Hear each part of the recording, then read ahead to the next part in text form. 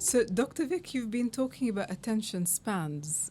So, I came across this study. It's actually by King's College London, and they did this study about attention spans in the new age of technology. So, the title of it was a study by the Center for Attention Studies. It's quite interesting.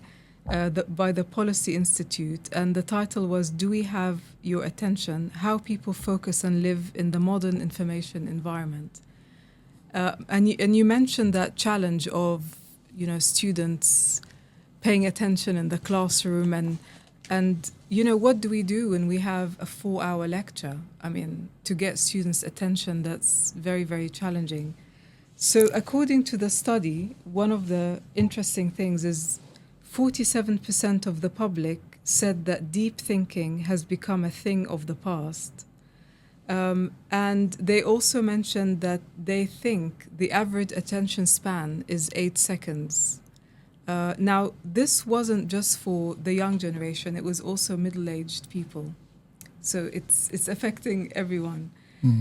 So perhaps I'll ask Dr. Sumner, please help us on this point, because there's a big challenge on educators to get the attention of the learners, right? And of course, we can't expect them to focus for 4 hours or 2 hours or whatever. But what could be some of the tools and techniques? I mean, Dr. Vic talked to us about some of the tricks he uses, like, changing and saying some jokes and things like that. What could maybe we do if we have a toolbox that we go to maybe shift the attention or get the attention of learners? Because we know with technology, they all have their mobile phones.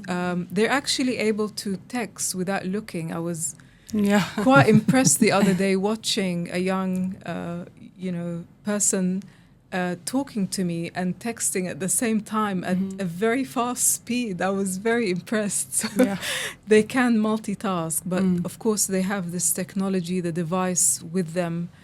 And it's really a challenge, because we want them to get this, good experience in the classroom, but we also understand the challenges. So are there any tips for us or for any educators or universities? Absolutely. I think it's a complex issue because, there's lots of factors that impact people's attention span, and, technology being a key one, especially if students have their phones with them and it's pinging and notifications are coming through, and, Absolutely. They've read something just before coming into the class and they're texting. Of course, their attention's going to be diluted. So environmental factors are key. Even from the points of the classroom, is it quiet where they're seated? These things should be taken into consideration. But also for students, and similar with adults, quite often attention span can be linked to level of interest in topic and subject. And so that's something that should be considered from an educational point of view, because where we link it to, historical knowledge that they already have, or a specific interest of theirs. So you'll find, this is a common scenario that I get. Well, there's a lack of focus and attention in learning, but when it comes to playing the computer game, we can do hours of that. Exactly. Right? But this is being in a state of flow, right? So when they're playing the computer games, they're getting the instant feedback and the dopamine from, achieving to the next level. Whereas in a classroom environment, a lecture context, it's much harder to keep a focus if it's not a specific area of interest or something they find a little bit more challenging. And, for some students, it's a genuine barrier where attention and focus is an area of struggle for them and has been over a number of years. So, number one, knowing your students is really important, and where their baseline is around attention. And, in today's world, a lot of it has to be about how do we engage them? How do we get them to be active participants in their learning? Because that's how we truly learn best. We sit, we listen, but when we do is, taking the learning to the next level and applying it. So I think students of this generation, in the main, enjoy that active participation, and that can look like polls in the lecture, or whatever ways of engagement that will draw them in. Humour, relationships is another great way. A huge predictor from the research is actually the belief that the teacher has in the student. In terms of their academic success as well, or their individual progress. And so these things are key. Having a growth mindset approach in the classroom environment, that we're not putting students all in one category, but that actually we're comparing students to their individual progress and looking at their own journey. And that's something that's really important, because with self-efficacy being something that students commonly struggle in, that belief in themselves, a lot of that is because of peer comparison.